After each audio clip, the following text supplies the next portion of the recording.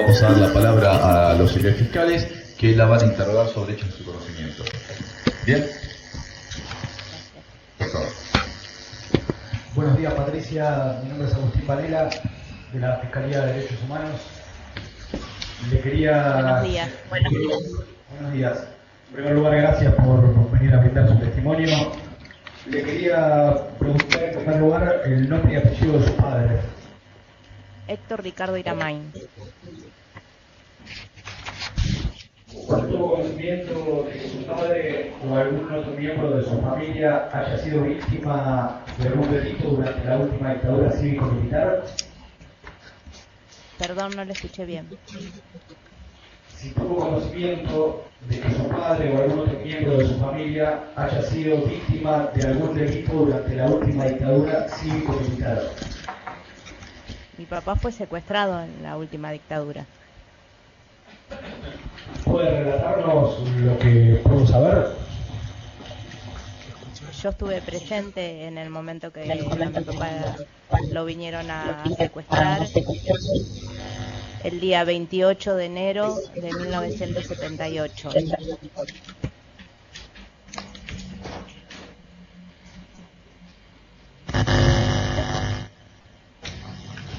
¿Puede relatar a la audiencia lo que recuerda de aquel día, de aquellas circunstancias?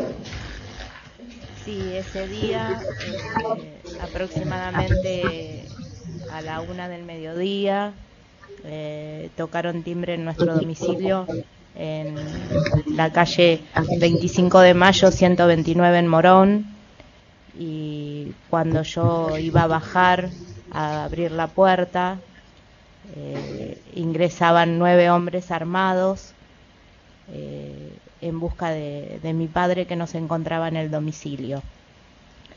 Empezaron a revolver toda la casa. En mi domicilio estábamos mi hermana Nancy, mi hermano pequeño, que al día siguiente cumplía 1 año, y María del Carmen Sosa, que era la esposa de mi papá. Revolvieron toda la casa, preguntando dónde estaba mi padre.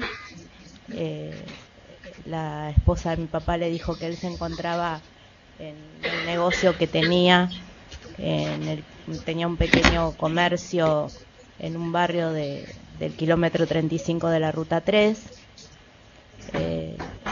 Ella les confirmó que él se encontraba ahí. Entonces la persona que dirigía la operación, o la voz cantante en ese momento, dijo que alguien tenía que acompañarlos hasta ese lugar para encontrar a mi padre. Esta mujer, Carmen, dijo que tenía que ir yo. Yo en ese momento tenía 14 años.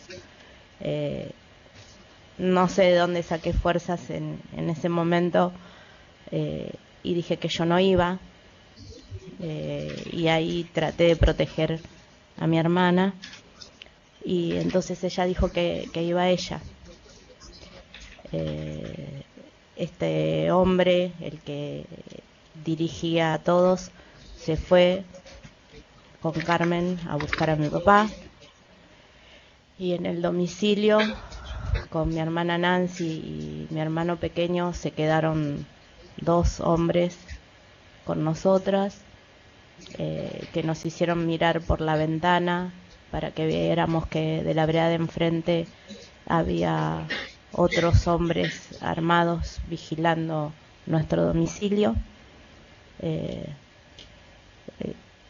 A uno de ellos, que fue el que más se dirigía a mí, me dijo que seguramente cuando ellos se fueran, nosotros íbamos a decir que ellos eran unos... Voy a dirigirme con las palabras que este hombre usó en ese momento, y dijo que íbamos a decir que ellos eran unos hijos de puta, pero que mi papá había hecho algo y que lo tenía que pagar, y que ellos eran los encargados de ver que mi papá pague, ¿no? Estuvieron con nosotras con mi hermana Nancy, con el bebé y conmigo aproximadamente como hasta calculo que serían entre las 5:30 de la tarde, porque no podíamos hacer ningún movimiento ni nada, porque ellos nos vigilaban todo, no nos dejaban que hiciéramos nada ni que nos comunicáramos con nadie. Incluso el teléfono sonaba en casa y no podíamos atender. De mi casa lo único que se llevaron ese día fue la agenda, que tenían números de teléfono, y al regresar, vuelvo a repetir que serían como las 5:30 de la tarde, la trajeron de nuevo a ella, y esta persona, la que dirigía todo, nos recalcó que no tratáramos de buscar a mi papá por ningún lado, que no hiciéramos ninguna denuncia, ni que nos dirigiéramos a ninguna persona para intentar buscarlo, porque no lo íbamos a encontrar. Y bueno, después lo que sé fue lo que esta persona contó, la pareja de mi papá, lo que contó que ocurrió cuando lo fueron a detener a mi padre al kilómetro 35 de la ruta 3.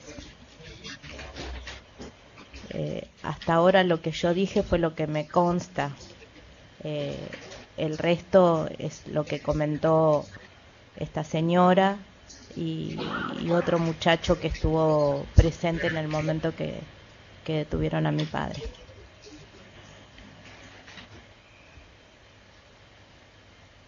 Patricia, ¿usted nos puede relatar lo que le comentó quien en ese momento era esposa de su padre y esta otra persona que usted menciona que estaba presente en ese lugar? Lo que comentó este muchacho, era un muchacho joven de ahí del barrio, era un barrio muy humilde en el que mi papá tenía el negocio. Era un muchacho joven que, no sé, en ese momento tendría 18 años y se había hecho, es como que se le había pegado a mi papá. Cuando fueron a buscarlo a mi papá, él no estaba en el local. Como era el horario del mediodía, estaba cerrado y estaba en la cancha de bochas, jugando a las bochas. Y dice que estas personas entraron exhibiendo las armas y pidiendo documentos. Y mi padre, como era retirado de prefectura, tenía la credencial encima y sacó su credencial y no sé si eran policías, si eran del ejército, quiénes eran, porque estaban con ropa de civil, le dijeron que no, que a él lo venían a buscar. Y eso fue lo que relató este muchacho. Y la pareja de mi papá relató que a ella la tenían en la camioneta, en el piso de una camioneta, y que a mi papá lo subieron a esa camioneta, que hicieron un trayecto, ella no sabría decir de cuánto, y que cuando llegaron a determinado lugar, no supo decir dónde, a mi papá lo bajaron del vehículo y ella empezó a escuchar que tiraban baldes de agua o que tiraban agua así, y que los gritos de mi papá, que después escuchó que hablaban entre ellos y dijeron vamos a devolverle las pertenencias, y que otro, ella no veía porque tenía los ojos vendados, dijo: ¿para qué si ahora no le van a servir de nada? Eso fue lo que nos contó ella cuando la trajeron de regreso a nuestra casa.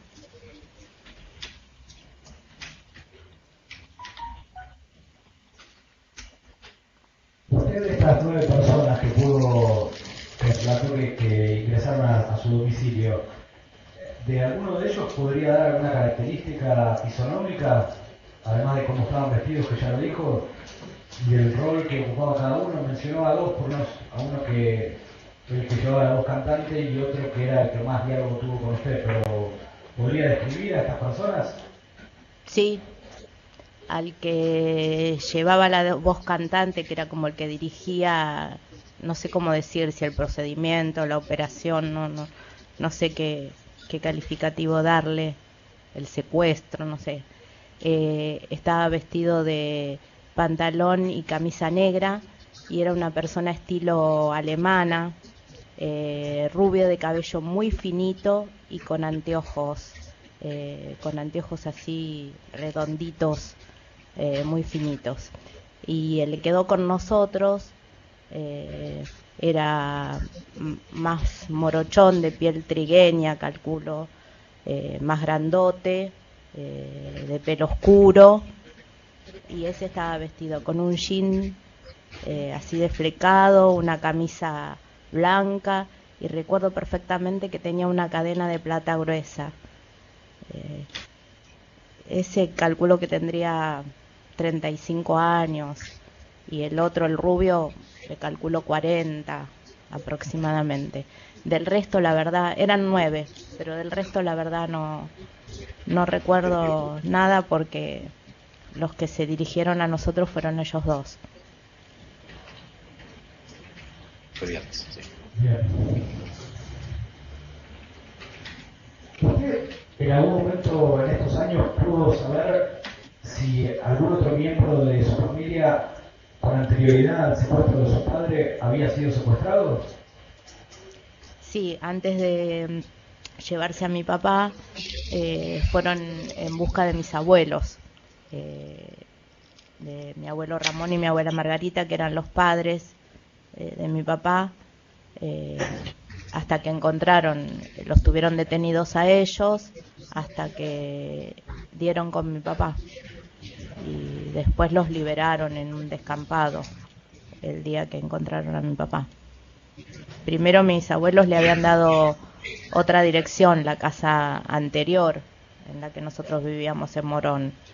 Eh, Cuando fueron ahí, los vecinos le dijeron que nosotros no vivíamos más ahí, volvieron otra vez con mis abuelos y, bueno, los amenazaban, los tenían, no saben ellos dónde, detenidos, y ahí mis abuelos le dieron la verdadera dirección. Y una vez que se llevaron a mi papá, volvieron y les dijeron: buenos viejos, ahora ya tenemos a tu hijo.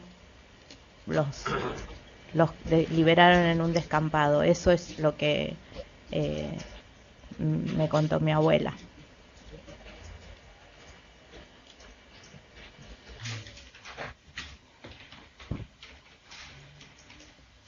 A posterioridad al secuestro de su padre y hasta la actualidad, ¿en algún momento pudo saber qué pasó con su padre?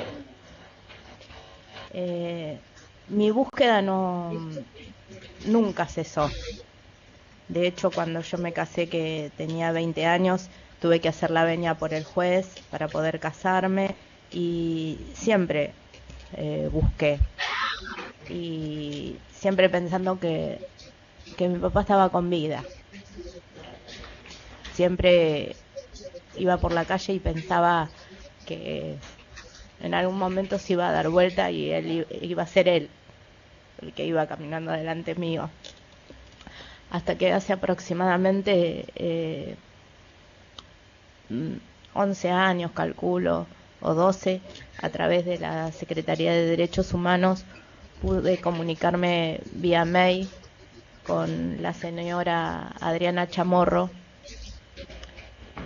que vive en Canadá, y ella me certificó que estuvo detenida con mi padre junto con Eduardo Corro, y que calcula que mi papá estuvo con vida hasta el 12 de octubre del año 78, que fue cuando liberaron a ella y al señor Eduardo. Y me dijo que cuando ellos los liberaron del pozo de Banfield, quedaban mi papá y 2 o 3 personas más, y que ella preguntó qué iba a pasar con sus compañeros, y que esta gente le dijo: mañana va a haber un traslado.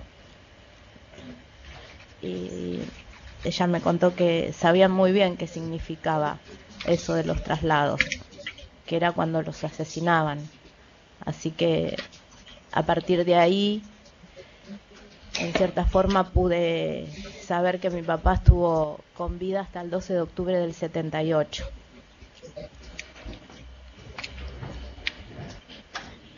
Por la descripción que me dio la señora Adriana Chamorro, cuando ella conoce a mi papá en junio o julio del 78 en el centro de detención, él le cuenta, le dice cómo se llama, que se llama Héctor Ricardo Iramán y que tiene 3 hijas. Y mi papá siempre fue de contextura muy, muy grande, alto, muy, muy robusto. Y cuando ella lo conoce me dijo que él estaba muy desmejorado, muy, muy delgado, que su aspecto no era el mismo. Y me contó también que ahí en ese centro de detención había una chica que le habían llevado, que estaba embarazada y que estaba descalza, y que mi papá se sacó las alpargatas que tenía puestas y se las dio para que esta chica no esté descalza. Y ella me dijo, ese era tu papá, que incluso intervino cuando uno de los guardias quiso abusar de otra detenida, y por ese motivo lo golpearon, porque él intervino para defender, para que no abusaran de esa chica, que no sé cómo se llamaba. Eso fue lo que pude saber de mi papá, pero mi búsqueda nunca cesó. De hecho, yo tuve 2 intentos de suicidio, buscando poderme reunir con mi papá en algún momento.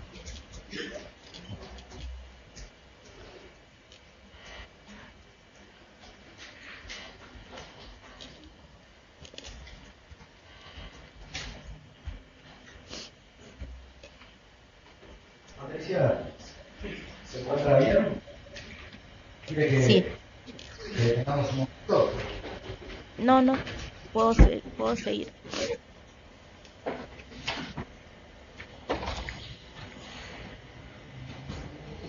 En este intercambio, entiendo, a través del correo electrónico que tuvo con Adriana Chamorro, ella le mencionó, además de haber estado en el Pozo de Banfield con su padre, si supo si su padre estuvo en algún otro centro clandestino de detención. En la brigada de San Justo. Aparentemente a él, desde el día que lo secuestraron hasta que lo llevaron al Pozo de Banfield, estuvo en la brigada de San Justo.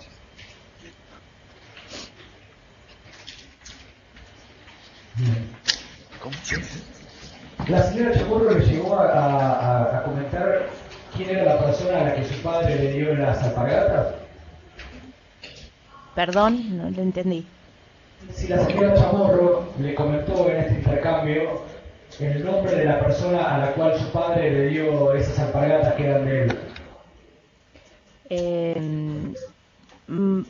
él. María Moyano me dijo que se llamaba la chica, que estaba embarazada.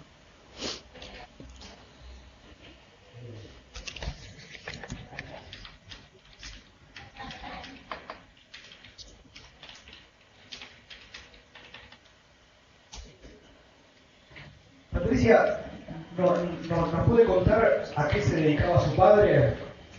Y si tenía, además del empleo que eventualmente tuviera, y recordarnos, si usted supo, obviamente, si él tenía alguna actividad militante desde el punto de vista político o social. Lo que yo puedo decirle es que mi papá trabajaba para el Sindicato de Trabajadores Talleristas a domicilio. De hecho, en el lugar donde nosotros vivíamos, en la parte de adelante, estaba una de las oficinas que venían los afiliados a hacer los trámites para la obra social y eso. Y después, como él no le dedicaba todo el tiempo a eso, había días en la semana que venía la gente a pagar su cuota sindical y a hacer trámites. Él tenía este local de ropa que yo le digo en el kilómetro 35, que es de la ruta 3, que es del lugar donde se lo llevaron. Esa es la actividad.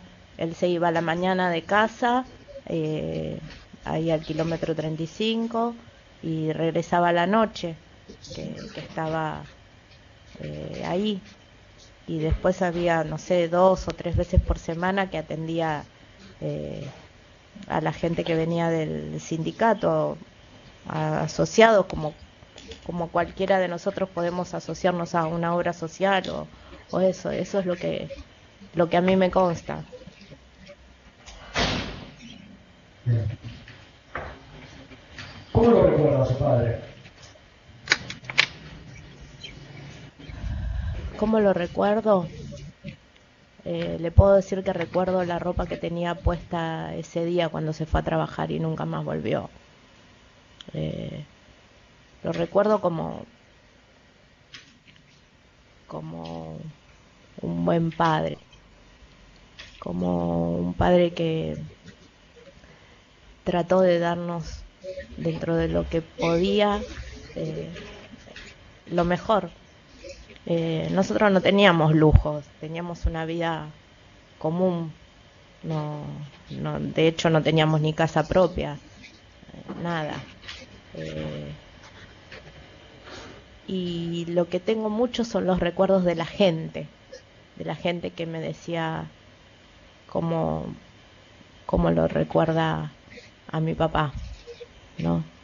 Que eso es muy gratificante para mis hermanas y para mí, poder encontrarnos con gente que conoció a mi papá y que nos decían,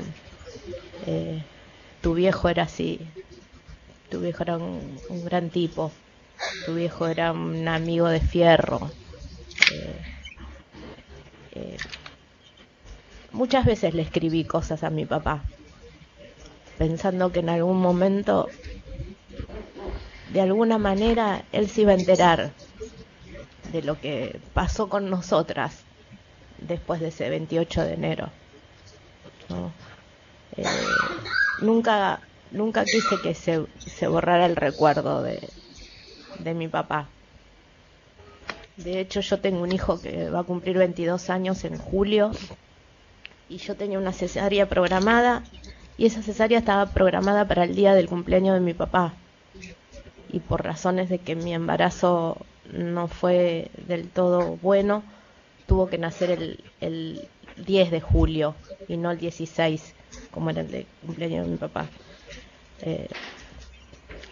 Mi papá era, qué sé yo, un gran hombre con nosotros, ¿no? Era un hombre recto, ¿no? Que muy trabajador,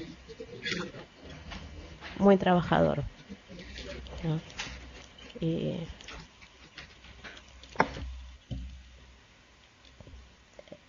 a partir de ese día, del 28 de enero, fue como que en nuestras vidas tiraron una bomba y se desmoronó todo. Todo se vino abajo. Explotó por el aire. Yo no sé si mi papá hizo algo malo. No lo sé. Lo que sí sé es que no era esta la forma de que se lo hicieran pagar, como me dijo ese hombre que se quedó con nosotras en nuestro domicilio. No era la forma, porque si hizo algo malo, ¿por qué no tuvo un juicio? ¿Por qué no lo presentaron en un tribunal para juzgarlo? ¿Por qué lo tuvieron que matar? ¿Por qué nos tuvieron que arruinar la vida a mis hermanas y a mí? ¿Por qué?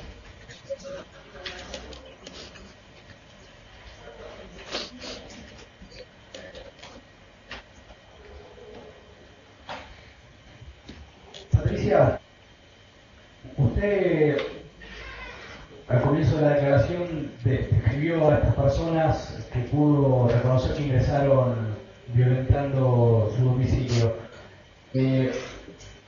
Hay en el tribunal un álbum fotográfico con fotografías de los imputados y de otras personas.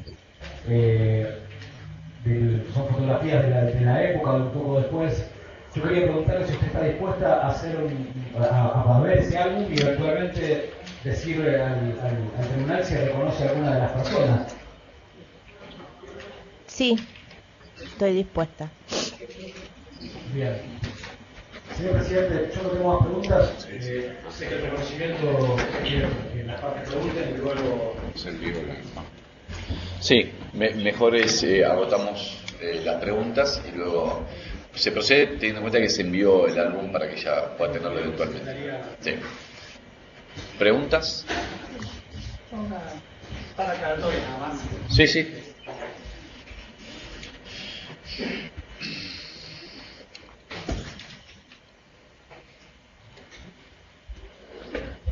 Bueno, sí. Hola. Sí, Patricia, buenos días. Simplemente un par de preguntas que no recuerdo si ya lo mencionó. La edad de su papá al momento del secuestro. Perdón, ¿con qué estoy hablando? Sí, Alberto Palacio, una de las autoras querellas. Buenos días, mi papá tenía 33 años en ese momento. Y el nombre la edad de sus hermanas, el momento del secuestro y los nombres de ellas. Mi hermana, la que vivía con nosotros, Nancy Mariana Iramain, y en ese momento tenía 8 años.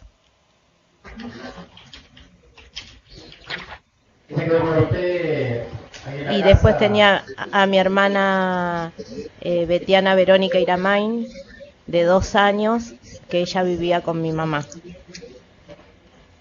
Y el pequeño que vivía con nosotros, que iba a cumplir 1 año, que era hijo de mi papá con su pareja, Héctor Leandro Iramain, bueno, cumplía 1 año al día siguiente del secuestro de mi papá.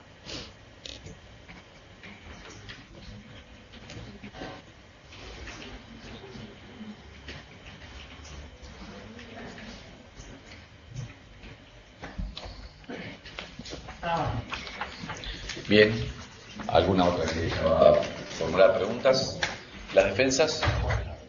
Sí. Ahora le van a preguntar, una de las defensas le va a hacer alguna pregunta, ¿sabe? Doctora. Perfecto. Gracias. Buenos días, señora. Usted mencionó, a raíz de una pregunta que hizo la Fiscalía, que supo que su padre estuvo detenido en la brigada de San Justo. Quisiera preguntarle cómo lo supo. Perdón, creo que ya Sí, está contestado. Creo que ya lo respondí. Si no apunté mal, la señora María Adriana Chamorro le contó, según tengo apuntado acá, dijo que había estado en el Pozo de Banfield y que también cuando a raíz de la pregunta de la Fiscalía si había estado en algún otro centro de detención, la testigo dijo sí, también me contó, siempre en Adriana Chamorro, que había estado en Brigada de San Justo. No es lo que yo pero bueno. Es lo que tengo asentado, que escuché y creo que algunas colegas suyos están asintiendo que también escucharon. Sí. Yo entendí que la señora Chamorro le mencionó que estuvo con su padre detenida en Banfield. Sí. Y eso es lo que dijo. Eso es lo que dijo.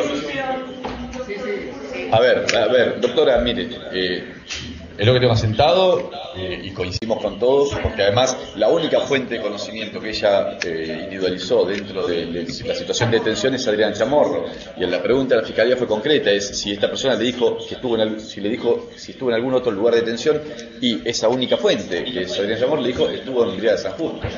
¿Quién si no? Está bien, justamente por por eso, de ahí Bien, por eso yo le estoy aclarando. ¿Quién podría haber? Es que ahí está.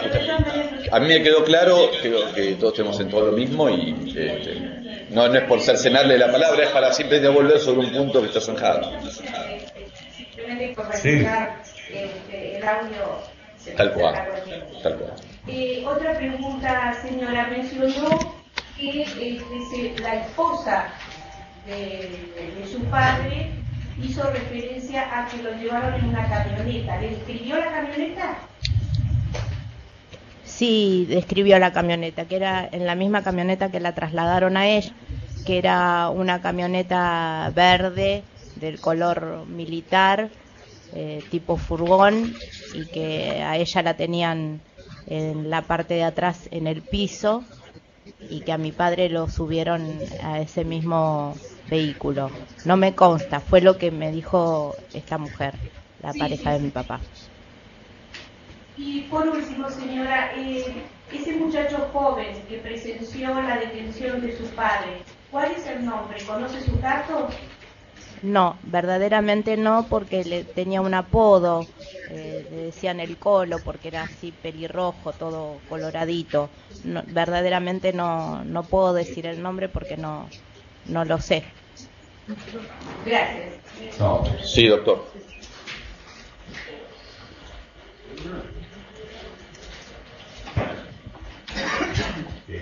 Señora Chamorro, ¿recuerda usted?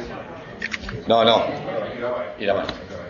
¿Recuerda usted, señora Iramain, en qué espacio de tiempo le dijo a la señora Chamorro lo que le manifestó de la brigada de la matanza y el tema del Pozo de Bar? ¿En qué año fue? ¿Perdón? Si recuerda la fecha cuando la señora Chamorro le transmitió toda esa información respecto al cautiverio de su padre, tanto en la brigada de la matanza como en el Pozo de Bar. Que yo me comuniqué con la señora Adriana Chamorro hará aproximadamente 12 años, y las fechas que me dijo la señora fue que ella lo conoció a mi papá aproximadamente en el mes de junio o julio del 78, y la última vez que lo vio con vida fue el 12 de octubre del 78. Por lo que ella pudo conversar con mi papá estuvo en la brigada de San Justo el día de su detención, el 28 de enero del 78, hasta el mes de junio o julio, que lo trasladaron al Pozo de Banfield. Gracias, no más preguntas. ¿Hay más preguntas? Volvemos con la fiscalía, señora Iramain, que le va a hacer una pregunta más. Sí, Patricia, ¿usted supo que su padre tuviera un apodo, que lo llamaran sus amigos o sus compañeros por algún apodo? No. Gordo, no sé, le decían así cariñosamente porque era, pero no.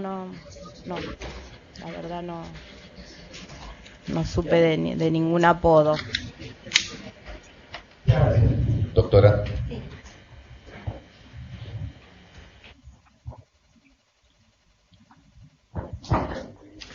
Hola, Patricia. Sí, buenos días. Sí, buenos días. Soy Delfina Patiño, una de las abogadas de la querella. Habías dicho también que tus abuelos habían estado secuestrados antes de tu papá, ¿no?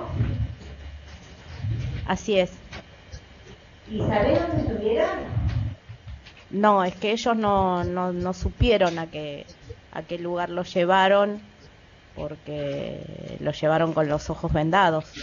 Y después cuando los liberaron, le sacaron la venda de los ojos y fue en un descampado que aparte usted imagínese, todo esto, yo tenía 14 años en ese momento, nosotros no sabíamos para qué lado dirigirnos, ¿me comprende? Nosotros nos quedamos viviendo con una mujer que nos dejaba encerradas, a mi hermana Nancy y a mí, sin nada para comer, y que una vecina nos pasaba comida por una ventanita de la puerta de abajo de la casa. Usted pone en el lugar de mi hermana y mío. Como les dije hace un rato, fue como que una granada estalló y nos desparramó para todos lados. Lo que sí le puedo decir es que mi abuelo se murió sentado en su silloncito en el porche de la casa esperando que el hijo baje del colectivo, que mi papá baje del colectivo y que volviera. ¿Te recordaste el nombre de tus abuelos? Sí, mi abuelo se llamaba Ramón Santiago Iramain y mi abuela se llamaba Sara Margarita Ucha. ¿Y me puedes recordar el nombre de la señora de tu papá? María del Carmen Sosa.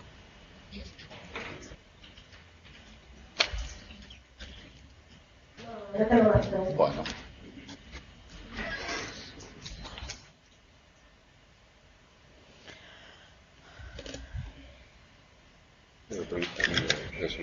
Sí, claro.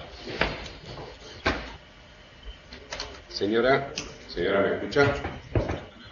Sí. Sí, Con respecto a la señora María del Carmen Sosa, ¿usted tiene algún tipo de conocimiento de si vive, dónde vive?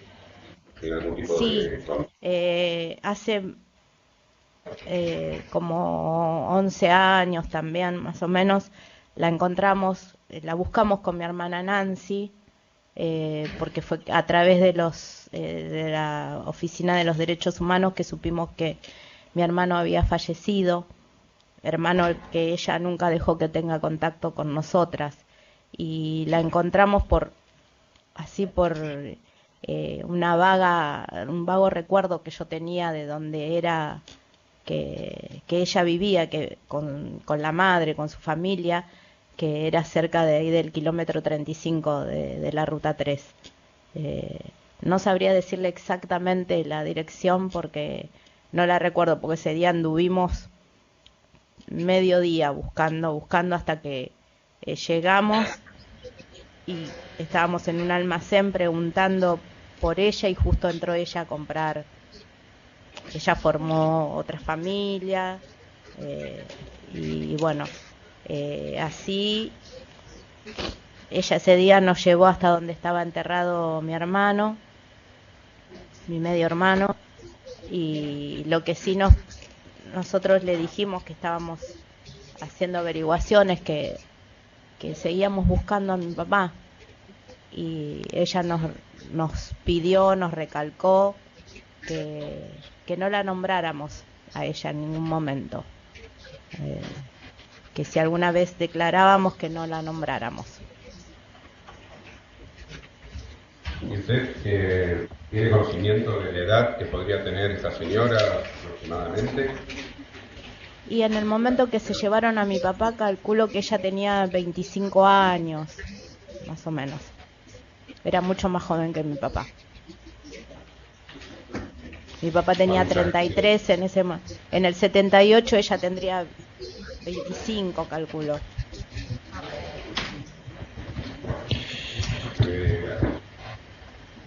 Sí. Sí, buen día, señora. No sé si me equivoqué, pero me parece que le quedó pendiente contestar al señor fiscal si su papá tenía alguna militancia. No, lo contestó. Sí, cuando a esa pregunta contestó que trabajaba para el sindicato de los trabajadores talleristas y que ese era su desempeño en ese marco sindical. Bien, ¿no hay más preguntas? Bueno, convoco al doctor Camilo Rodríguez. Doctor, le hemos hecho llegar un álbum con fotografías, ¿verdad? Sí, acá lo tengo. Perfecto. Bueno, señor Iramain, le explico.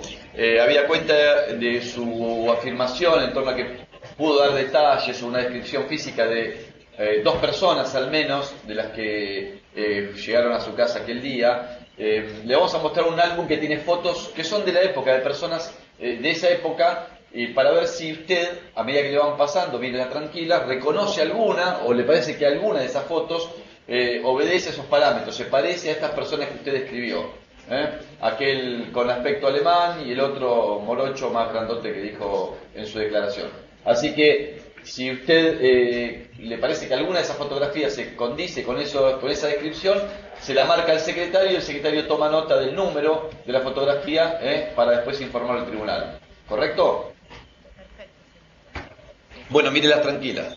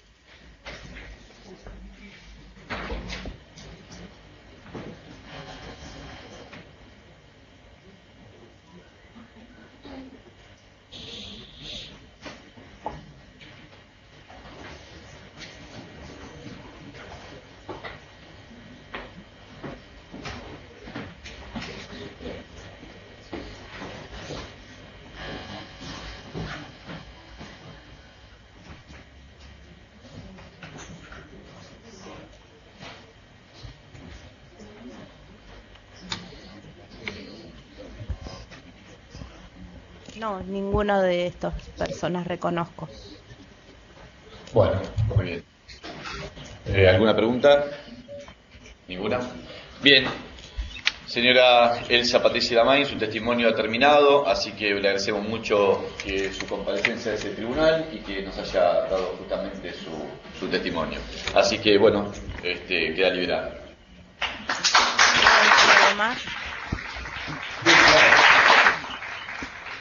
¿Puedo decir algo más? Sí, sí. ¿Puedo leer algo que le escribí a mi papá? Sí, claro, por supuesto. Un minuto.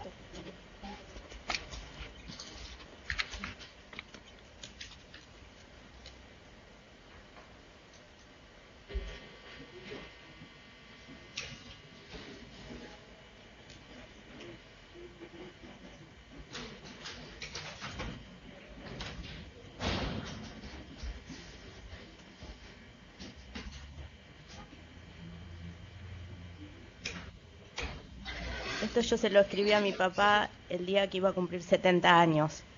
Siempre le escribía cosas, pero nunca le contaba la mala vida que tuvimos a partir de que a él se lo llevaron.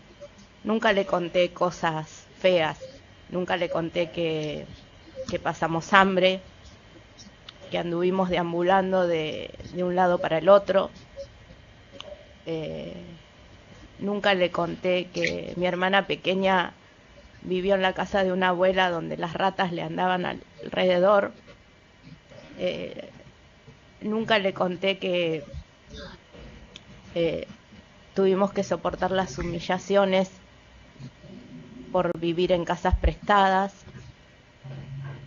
ni por ser hija de un desaparecido, que era palabra prohibida decir soy hija de un desaparecido. De hecho, cuando yo me casé y tuve que hacer la veña por el juez, los padres de mi ex marido nunca supieron de este trámite, porque era una vergüenza, ¿no?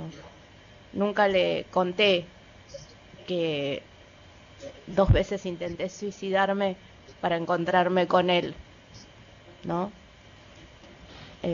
Esas cosas nunca se las conté, porque no quería que él estuviera triste, no quería que se sintiera responsable por todo lo malo que vivimos a partir de que a él se lo llevaron. Por ejemplo, nunca le conté, nunca le escribí que en agosto del año pasado me agarró una ACV, pero no importa eso. Hace un año que me vine a vivir a Mar del Plata, al lugar donde fui feliz con él en la niñez, donde veníamos de todas las temporadas, antes de que nacieran mis hermanas, porque él en las temporadas venía a trabajar con un colectivo acá a Mar del Plata y nos traía. Vine buscando un lugar donde decir, acá te puedo recordar, papi, acá algún día voy a poder llevarte una flor, aunque estas personas me negaron ese derecho de tener un lugar donde llevarle una flor a mi papá y poderle contar algo. Entonces nunca le escribí cosas tristes, pero siempre algo para su cumpleaños, para el Día del Padre. Siempre le escribía algo. Y esto se lo escribí para cuando mi papá en este momento tendría 74. Esto se lo escribí hace 4 años. Y dice: mi viejo querido, hoy sería tu cumpleaños. Mejor dicho, es tu cumple número 70. Por Dios, tenías tan solo 33 años cuando te vi por última vez. Juro que no puedo creer que ya hayan pasado tantos años sin tu hermosa presencia. Me gustaría poder contarte que tenés unos nietos hermosos y que tus 3 hijas estamos más unidas que nunca, que nos defendemos y cuidamos entre nosotras a morir. Vero, la más peque,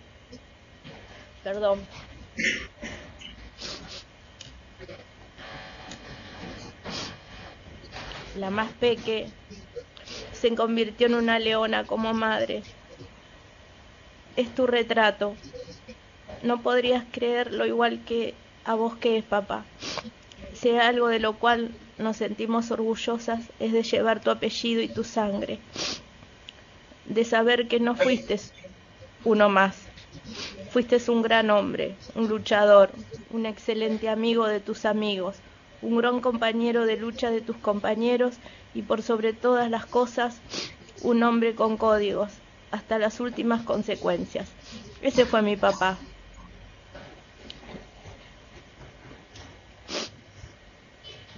Perdón. No. Nada ni nadie podrá borrar la imagen que tengo de vos. Aunque esta sea la única foto tuya que me quedó, hasta recuerdo la ropa que tenías puesta la última mañana que te fuiste a trabajar, el 28 del 1 de 1978, y nunca más volviste. Obviamente que no fue tu voluntad, fue lo que decidieron los que estaban al frente de nuestro querido país por aquellos años. Papá, en honor a vos y a tus convicciones, mi hermana Verónica y yo nos tatuamos en la nuca la frase nunca más. Te amo, papá. Por sobre todas cosas del mundo. Y te juro que no voy a descansar hasta que llegue el día en que pueda decir: acá descansan los restos de Héctor Ricardo Iramay, mi papá.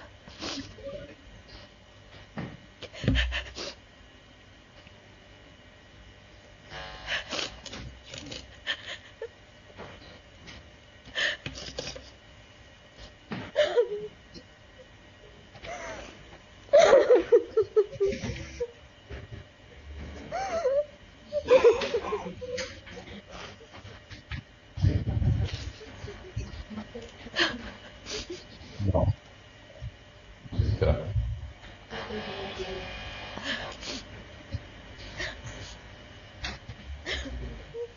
Bueno, damos por terminado el testimonio. Nuevamente le agradecemos, señora May. Nada me va a devolver a mi papá. Nada. Nada va a parar la vida que nos tocó vivir después de este terrible día. Pido justicia. Justicia por él y por todos los que asesinaron. Por favor. Bien, bueno, damos por terminado el testimonio, ¿sí? Muchas gracias. Buen día, hasta luego.